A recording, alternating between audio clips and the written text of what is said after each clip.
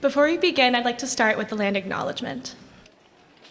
We pause to acknowledge that Santa Clara University sits on the land of the Ohlone and the Muwekma Ohlone people, who trace their ancestry through the missions Dolores, Santa Clara, and San Jose. We remember their connection to this region and give thanks for the opportunity to live, work, learn, and pray on their traditional homeland. Let us take a moment of silence to pay respect to their elders and to all Ohlone people, past and present.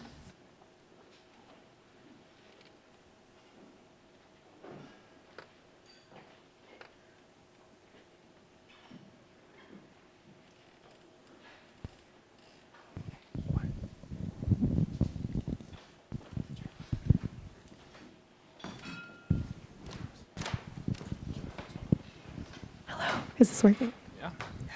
Cool. Hi, I'm Rachel Hahn, and I'm a civil engineering major and environmental studies minor. And I'm Gavin Cosgrave, and I'm a management information systems major and a religious studies minor. For the past 9 months, Gavin and I have been working with Three Wheels United, which is a social enterprise located in India.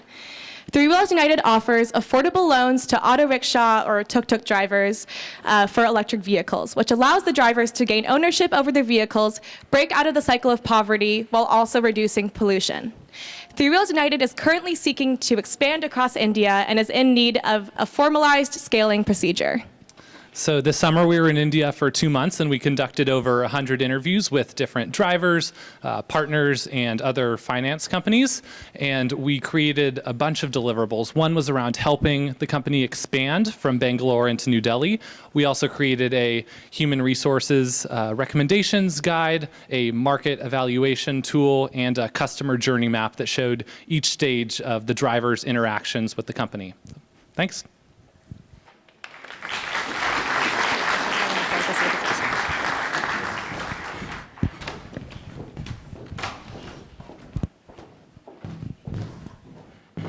Hi, my name is Amanda, and I am majoring in sociology and environmental studies. And my name is Emma, and I am majoring in environmental studies. This summer, we traveled to Tanzania to work with Solar Sister, a social enterprise that recruits and trains women in rural areas to become micro-entrepreneurs in clean energy.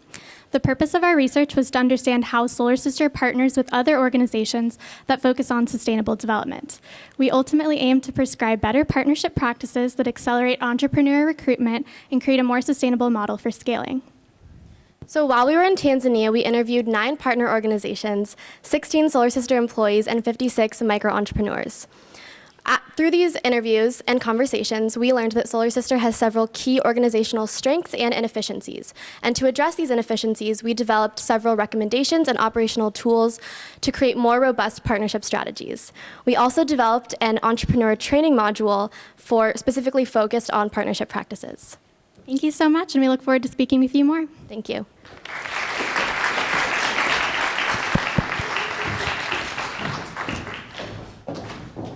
Hello everyone, my name is Bishoy and I'm an MIS major and filmmaking minor. This is Emily, she's an environmental studies major, and this is Griffin, who's also an environmental studies major. During our time in the summer, we went to Uganda to work with an organization called New Cafe. New Cafe is an organization that helps coffee farmers move up the value chain for coffee production and thereby increasing their income and livelihoods. During the time in the summer, one of our key findings was that New Cafe could benefit greatly from innovative technologies and methods. So we developed 3 main deliverables. The first deliverable was a training toolkit that had 3 main parts to it. The first part was a curriculum framework that essentially suggested ways for effective training methods. The second was video trainings to watch these videos and learn more about coffee farming and other aspects of being an entrepreneur. And the third was an assessment tool to see if what we were doing was actually working and having effect on these farmers. We also created an organizational structure to help people from the outside understand New Cafe's structure from within, and we created recommendations for website redesigns. Thank you so much for your time, and we look forward to speaking with you at the booth.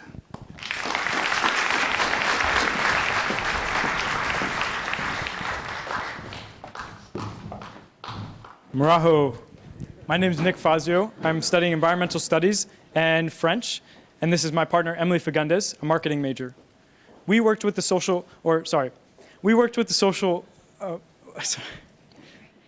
summer, Emily and I worked with Pico Rwanda. Sorry, Ron and John. A community organizing nonprofit. Pico envisions a future where Rwandans have the skills necessary to solve any and all problems they face.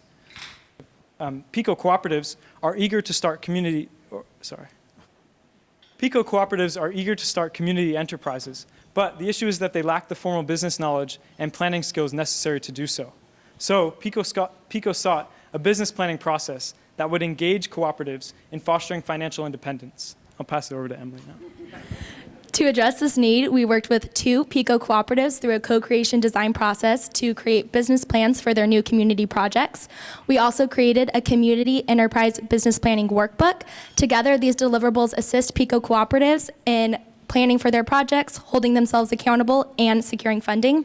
We also worked with PICO's Oakland offices to launch 2 crowdfunding sites.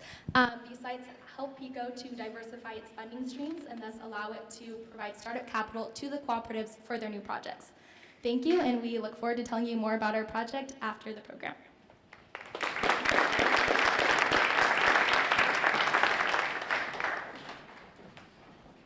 Hi everyone, my name is Avery James and I'm studying communication and political science. Hello, my name is Lauren Surface and I'm studying bioengineering. This summer, Lauren and I traveled to Kenya working with a social enterprise called Eggpreneur. Eggpreneur seeks to eradicate malnutrition, promote women's economic empowerment, and promote sustainable and inclusive economic growth in rural communities in Kenya. It does this by teaching business management skills in a curriculum that teaches women how to raise poultry. Right now, Eggpreneur is scaling out by building partnerships with Catholic congregations across East Africa. And to help them with this, we immersed ourselves with one congregation to learn about their assets, their challenges, and what will help make them successful as they replicate Eggpreneur's model.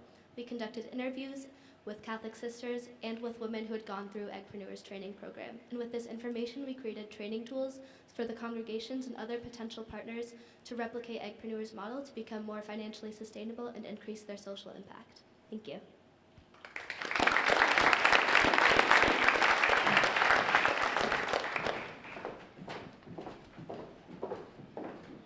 Hi everyone, my name is Quinn Gonzalez and I'm a public health major from Portland, Oregon. And I'm Allie D'Ambrosio, a political science and communication double major from Connecticut. So this summer we spent 8 weeks in Western Uganda conducting action research for a social enterprise called Cat Africa. Cat Africa economically empowers women between the ages of 14 and 24 through passion fruit farming. Cat Africa provides young women with access to knowledge and agricultural resources so that they can effectively empower themselves, their communities, and their families. From our fieldwork, we created 2 deliverables to help Cat Africa expand, scale, and replicate. I created an 18-minute short documentary film showcasing Cat Africa's business model and showing stories of impact, hopefully garnering support from investors. And I created an enterprise playbook, which is a formalized report of all of Cat Africa's operations. This will hopefully guide partner organizations through the adoptions of Cat Africa's activities. Thank you.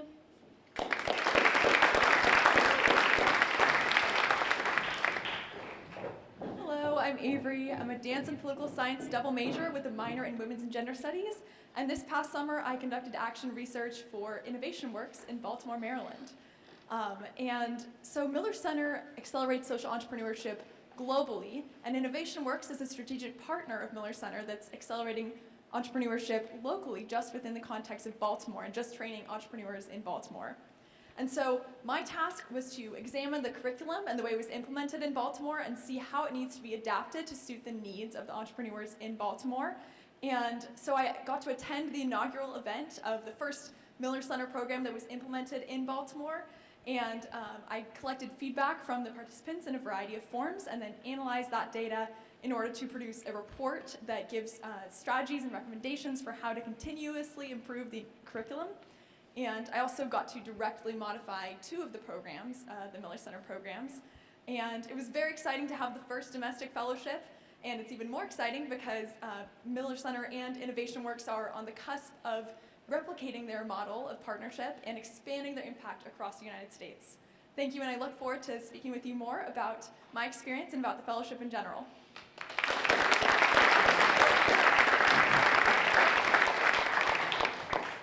Hi, my name is Phelan Sugarman-Lash, and I am a management major. My name is Anna Feltz. I'm also a management major. For the past 9 months, Phelan and I have been working with Social Enterprise all across Africa, an enterprise that works to connect artisans across sub-Saharan Africa to the Western markets. So recently, all across Africa scaled their business from Eastern to Western Africa, and through this, issues arose within the duplication of their supply chain and their business model. So Phelan and I spent our summer in northern Ghana conducting research and collecting data in order to assist all across Africa in their expansion. Yeah, and based on that research we did, we found 4 main opportunity areas in the supply chain efficiency, quality control, artisan accountability, and artisan trust. And based on those 4 different opportunity areas, along with the cultural context we found in Bolgatanga, we recommended 11 different options for them to improve their business and scale out and up in Bolgatanga and beyond. Thanks for being here. We look forward to talking to you.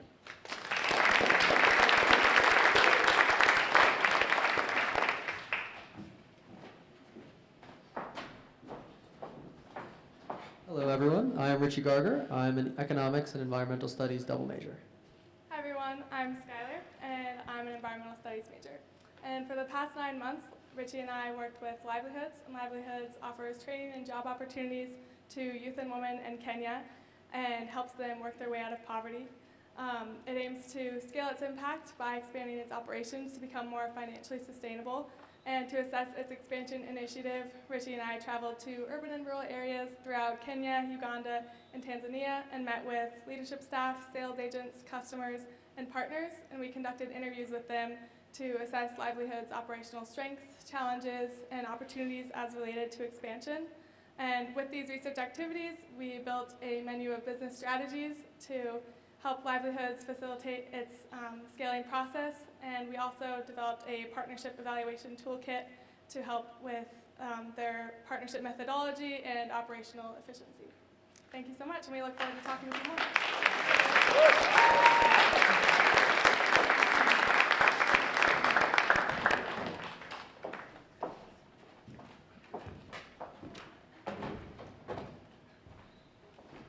Good afternoon. I'm Thane Reiner. I'm Executive Director of Miller Center, and it's a real delight to welcome you all here to share in the culmination of a 9-month-long Global Social Benefit Fellowship.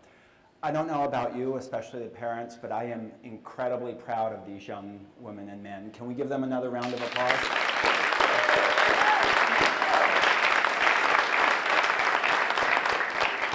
They embody what a Santa Clara University education is really all about. Women and men for others. And as undergraduates working in interdisciplinary teams with social enterprises serving the poor in the developing world and also here in the United States, they're adding real value to accelerate those social enterprises and their impact. That is incredible. I didn't do anything like that when I was an undergraduate.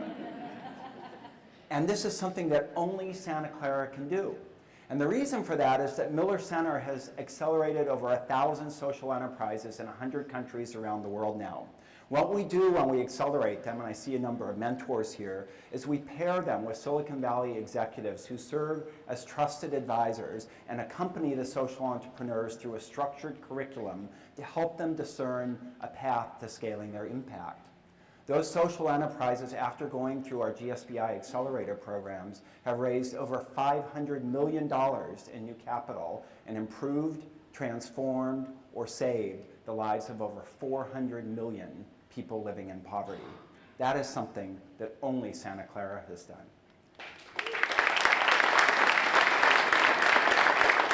Now, what that alumni base of 1,000 social enterprises offers is an unparalleled opportunity to engage young people, young leaders, in learning by doing while accompanying them as they discern how to use their gifts for others. And I need to tell you a little bit of a story of how this fellowship came into being because of the place that we are standing and sitting today, Locatelli Center.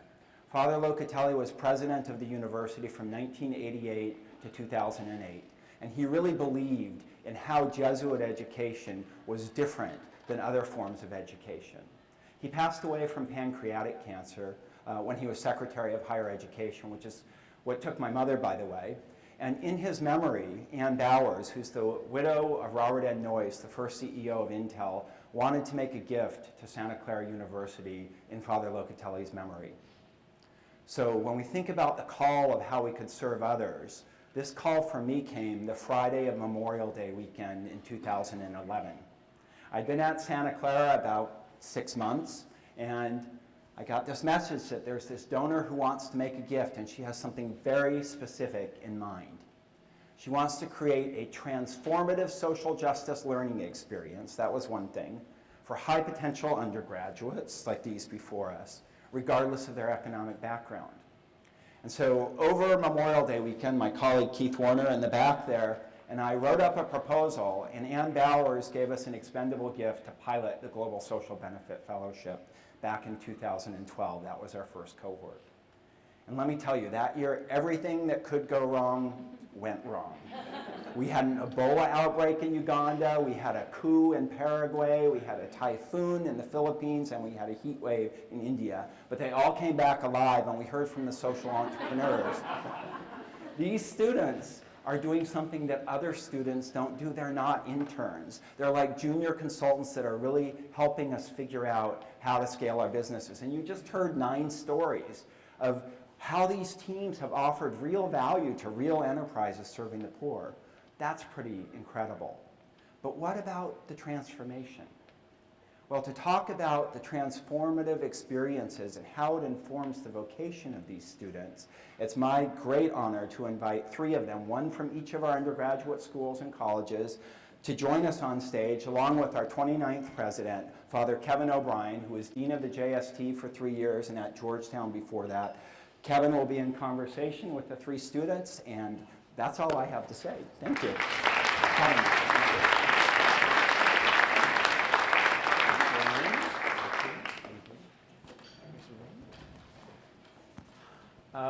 Well, it's great to be with you this afternoon. This is probably the funnest part of my day, right? You get to hear about the transformative power of Jesuit education through lives well lived.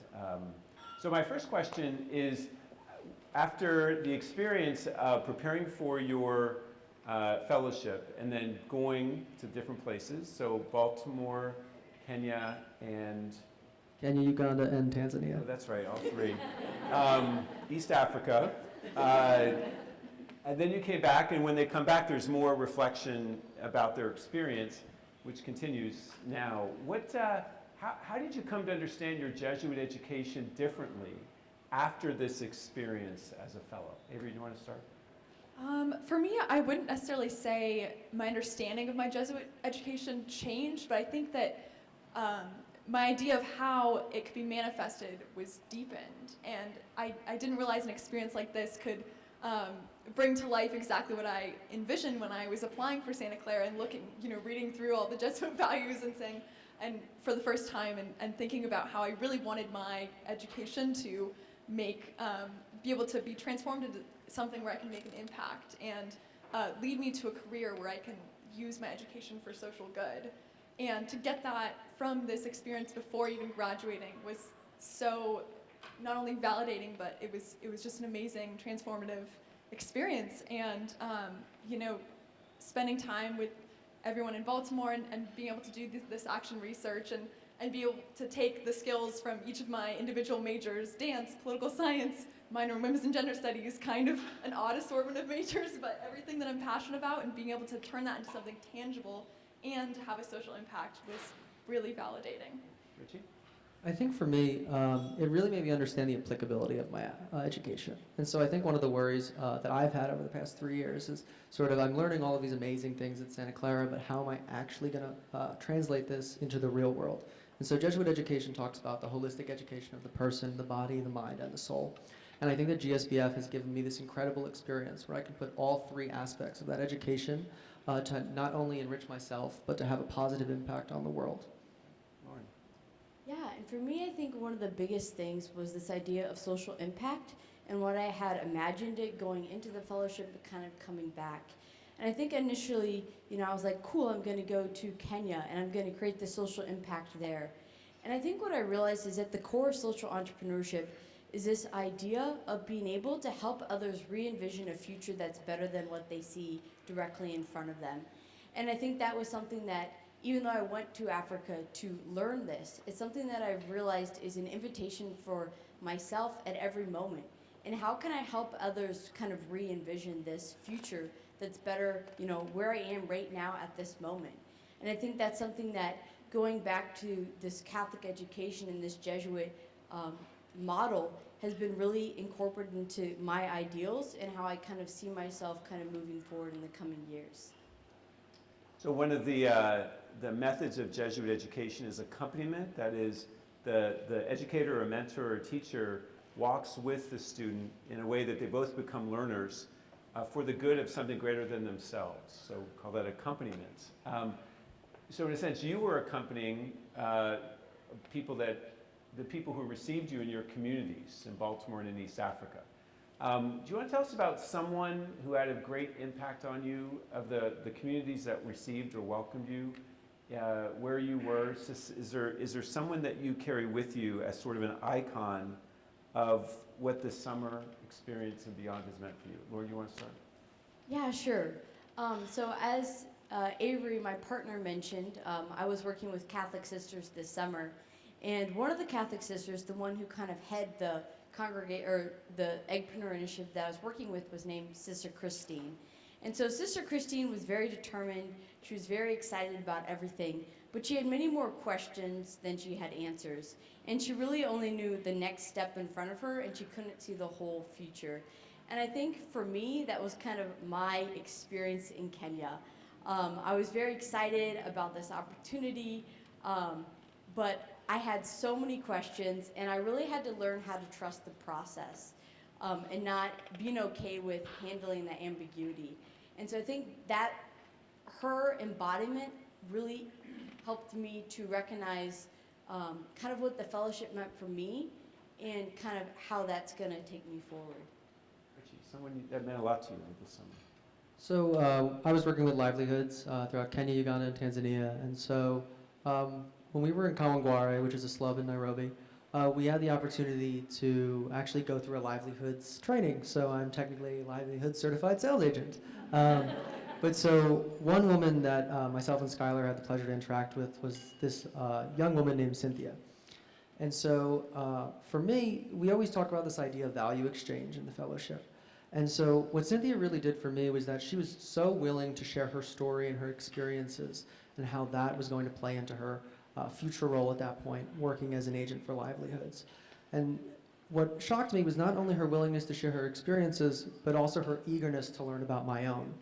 And it was really easy to discount my own experiences against hers, because how could I ever really relate to what she has been through growing up in the slums of Nairobi? And so it's really made me question and think about and reflect on what vulnerability and authenticity truly mean to me. And I think that that is an invaluable sort of experience, just interpersonally for myself. And on the other hand of that, really the value exchange there is that I could really see how our work for livelihoods and what impact it was really going to have, and that we could employ more and more people just like Cynthia to work their ways out of poverty and provide themselves and their families with livelihoods. So on day one of the Miller Center program that was implemented in Baltimore, there was a woman called Kendra from a daycare center that was her own business, and she said, she was like, I'm terrified of networking, but I really want to make connections here, and I know there's a lot of like good connections that can be made, and she was so nervous on the first day. And then by the end, her pitch at the end was selected as one of the top 3 best pitches of anyone in the program. And she was so proud of it. She got up there and she said, I have gone through a lot of hardship in my life. She gave a few examples and she said, but I don't want your pity. I don't want your sympathy. I want you to understand the impact that this organization that I'm running, this business, can make if you stand with me and if you help me in my endeavor. And she had all of it together. She really gained a lot from the program, and it really taught me how much simply having a mentor by your side, potentially for the first time, really was able to affect her, and she carried that with her, and she was really able to grow and improve. And by the time we were back for the follow-up interviews after the program had ended, she was the one, usually Jay, the Chief Innovation Officer of Innovation Works, is the one giving all the big ideas and all the suggestions of like how people can improve things. And we got to that meeting and she sat down and she was like, all right, so here are the things that I want to do, and like these are all my ideas, and she was like envisioning her business expanding and replicating and all of that, and we just sat back and we're like, wow, that that sounds really great. And so that I told her experience with me, for sure. I think it's really important to talk about and remember the people that we engage, because the idea of social entrepreneurship is not simply transactional, it's truly relational, which is a much deeper way of impacting communities, about changing hearts and minds. In that vein, Jesuit Education speaks a lot about sort of stretching the mind, body, and spirit for something greater. So how were you most stretched this summer as you look back? So it could be in mind, like new insight, new idea that sort of rocked your world. In body, could have been the material challenges of. So I've been to, I visited both places where Ritchie and Lauren were this summer after they left, and they were still talking about you, how great you were. I know well the people in Baltimore that Avery worked for, and they have spoken to me about her. So it could be materially or physically or spiritually. Just name one, just in the interest of time, one way that you were most stretched in mind, body, and spirit. Ritchie, you get to go first. For me, I think I was stretched, and I suppose it's a bit physically and intangibly, in the sense of actually dealing with the ambiguity of being put in the field with a social enterprise. And so we go through this entire, this prep class with Thane and Keith and Dr. Carroll now, and we go through this whole putting together an action research project, and we are set up with this expectation that when we get off the plane in East Africa, I'm going to throw this out, and we are going to have to basically, everything gets turned on its head. And so it's one thing to hear that and try to understand that in the spring, and I think it's an entirely other thing to get off the plane in Nairobi and realize that. And so the most, I guess, blatant aspect of that is that, okay, so now we're in Nairobi and Livelihoods is trying to scale. What's our first step? And I have to say that even though that was a very short period of time, you very much realize it's very much a survivor kind of improvise, adapt, overcome sort of motto in the field. And initially, me and Skylar, I think for about I think we had the benefit of maybe 3 hours of indecisiveness, and we began immediately to put together our plan. And okay, which branches are we going to visit, and how are we going to visit these branches? Oh wait, we need a driver. What about a translator? And I have to say that the number one takeaway was that we're able to do it, and that ambiguity is completely a conquerable obstacle. And in a sense, ambiguity can be a moment of creativity, not panic. Yeah. Avery. For me, I think my biggest challenge was going it solo, not having a partner, being the only domestic fellow this year, and I really experienced a lot of personal growth this summer, spending 8 weeks in an unfamiliar city, and a lot more personal growth than I even imagined or expected to come out of this experience. And I just really got to spend a lot of time with myself, and I kind of realized a few key things, like if you don't plan things for yourself, you're not going to do them. And so maybe find some things to do in the city, and get advice from my coworkers and the people at Innovation Works, and they were so willing to just, they were so friendly and welcoming and accommodating, and just made my experience that much better, and were giving me food suggestions and all of that. And Miller Center staff was also there with me for the entire first week for the Boost program that they were running, and that was just really able to affect my experience and help me feel comfortable there that first week. And I really learned a lot. Lauren. Yeah, I think for me it was actually working with different bosses.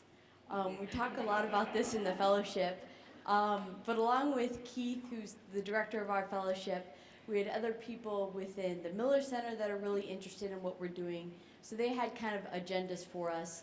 We had the Secretary General of Akweka, which kind of oversees the 300 Catholic congregations that we were potentially partnering with, and that Miller Center's partner with, that also kind of has a hand in this. And then we have Matt, who also is kind of telling us different things. So we have four different people. We talk with one person, we're like, cool, yeah, we understand that. And then it moves to the next person, and we're like, okay, so this is what they've said. And they're like, no, that's like completely changed. And then all of a sudden, we're just like, Avery, and we kind of look at each other and we're like, take a deep breath, let's proceed forward. And so I think it was really just kind of that opportunity of how we recognize what needs to be communicated to who at what time, how do we respond to other people's inputs, suggestions, and then us also having confidence in ourselves of, look, we know what's on the ground right now, and being able to make those recommendations to certain groups and individuals at different times when it's needed. So I think that's definitely a key lesson that I've learned. That's great. That's great.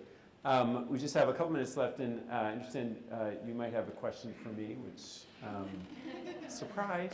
Okay. So, yes, Ritchie. So thanks again for doing this with us, Father O'Brien. This is an absolutely amazing experience. And so I guess our first question for you is, what do you find particularly appealing or inspiring about social entrepreneurship? Yeah, I think it's, I mean, it goes, as we've been talking about, it goes to the heart of Jesuit education, just sort of learning how to do it. Accompaniment, empowering people for their own benefit and the benefit of the community, putting faith and education into action.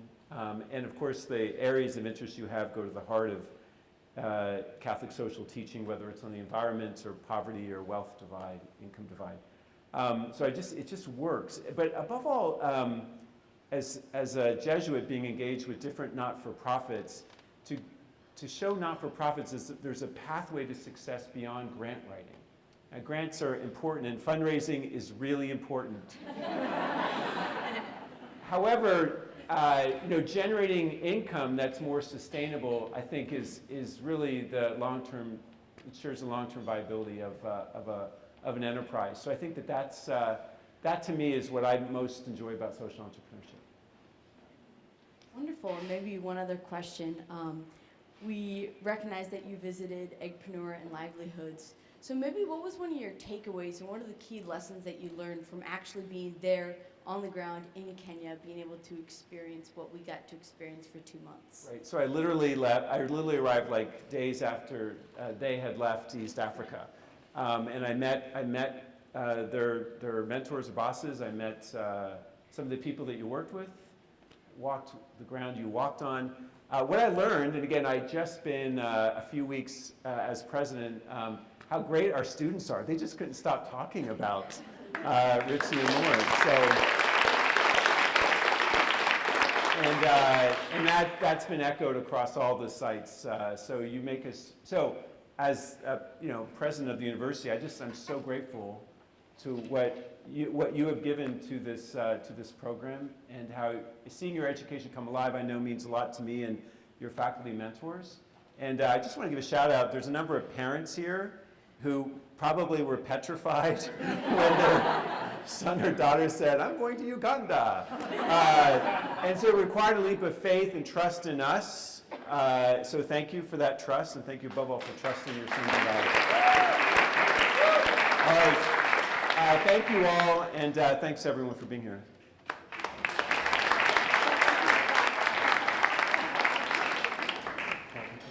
Thanks, Lauren. Fellows, come back for a group picture.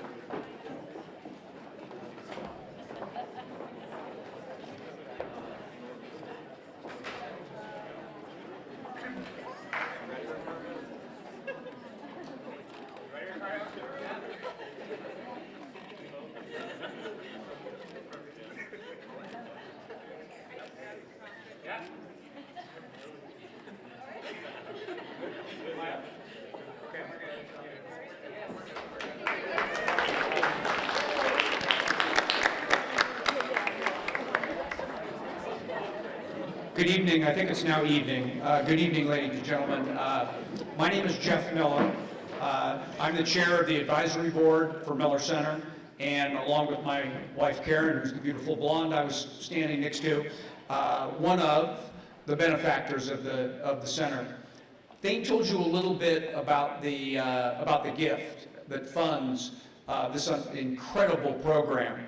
And I want to expand on it a little bit and tell you a couple of things. So, first of all, Thane talked about Ann Bowers. What he didn't mention is that Ann was an innovator herself. Ann was one of the earliest HR people at two companies you may have heard of in Silicon Valley, Intel and Apple. Now, he did mention that she was married to Bob Noyce. Both Karen and I had the incredible honor to work at Intel in the early days and actually to work with Bob, who was just, you know, an unbelievable innovator and charismatic guy. So those early days at Intel literally helped form our lives, just like I hope this program has helped form the lives of these phenomenal students. Anne very specifically gave the gift to be expendable. That's the good news. The bad news is it's almost expended. So next year is actually the last funding we have for this program as it is currently put together. The program costs us about, I'm going to say, $500,000 thing, give or take. We have about a $4 million budget a year at Miller Center. We get about 15–20% of that from the university. We sing for our supper for the rest of it. About $500,000 of that goes to this incredible program. We are raising a $10 million endowment to fund that. We're about halfway there. We need just a mere $5 million and a little change. If you guys are as inspired by this program as I am, I ask you to help us fund it in any way you can, because the more that Santa Clara keeps turning out phenomenal students like we've seen up here tonight, our future is better for all of us. Thank you very much.